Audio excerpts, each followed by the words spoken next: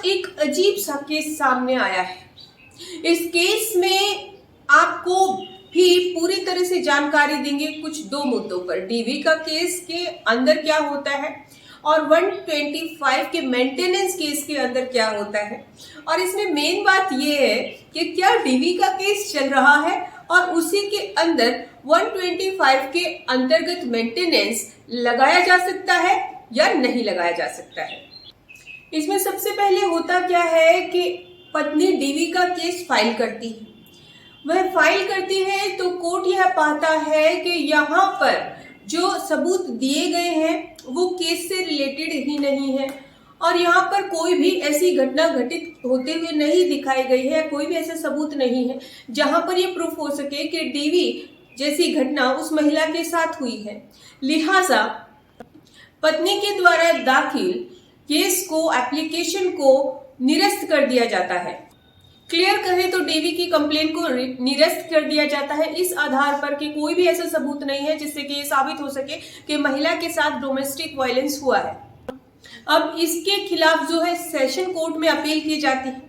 अब यहाँ पर सेशन कोर्ट भी पाता है कि यहाँ पे ये तो कोई सबूत नहीं है कि महिला के साथ डीवी की कोई घटना हुई, यानी कि डोमेस्टिक वायलेंस की कोई घटना हुई है, लेकिन हाँ महिला को 125 के अंतर्गत मेंटेनेंस पाने का अधिकार जरूर है और मेंटेनेंस की मांग वह कर सकती है।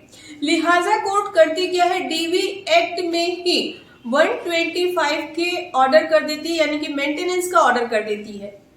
अब यहाँ पे जो मेन क्वेश्चन बन रहा है वो ये है कि डीवी के केस में 125 के अंतर्गत ऑर्डर हुआ है, यानी कि मेंटेनेंस का ऑर्डर हुआ है, तो हो सकता है या नहीं हो सकता है। अब इसके खिलाफ जो हस्बैंड है वो चला जाता है मुंबई हाई कोर्ट और मुंबई हाई कोर्ट में क्रिमिनल रिवीजन दाखिल करता है। रिवीजन नंबर आपको दिख रहा है। कोर्ट के द्वारा सारी चीजों को एनालाइज किया जाता है और यहाँ पे ये भी क्लियर होता है कि डीवी की डोमेस्टिक वायलेंस की अवधारणा एक स्पेसिफिक अवधारणा है और इसकी तुलना 125 की अवधारणा से नहीं की जा सकती है। अब यहाँ पर एक चीज सामने आती है कि कोर्ट के सामने ये मुद्दा नहीं था कि उस जो पत्नी की उपेक्षा की जा रही है उसको मेंटेनेंस दिया जा रहा है या नहीं दिया जा रहा है। मुद्दा डीवी एक्ट का था, यानी कि डोमेस्टिक वायलेंस का था। तो यहाँ पर उसके साथ घरेलू हिंसा हुई है या नहीं हुई है, ये मुद्दा था। और यहाँ पर अगर डीवी एक्ट में मेंटेनेंस लगा रहे हैं तो यहाँ पर अगर सबसे पहले तो यही देखना होगा कि उसके साथ डोमेस्टिक वायलेंस हुआ है या नहीं हुआ है, लेकिन ऐसा कोई सबूत वो पेश नहीं कर पाई थी अभी तक। तो यहाँ पर ये बात क्लियर होती है कि सेशन कोर्ट ने, सेशन न्यायालय ने जो डीवी एक्ट के अंदर 125 का मेंटेनेंस का ऑर्डर कर दिया था वो जुडिक्शन से बाहर था और फाइनली सेशन कोर्ट का जो आदेश था उसको निरस्त कर दिया गया और जो मजिस्ट्रेट का आदेश था उसको बहाल किया गया।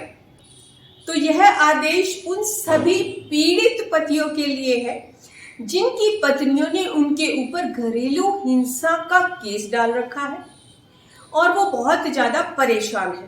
तो इस आदेश का आप पूरी तरह से फायदा उठा सकते हैं अगर आपका केस भी इससे मिलता जुलता है।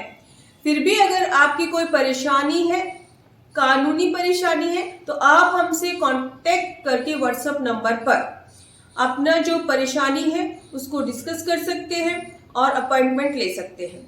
इसी तरह से हमारे साथ बने रहिएगा। धन्यवाद।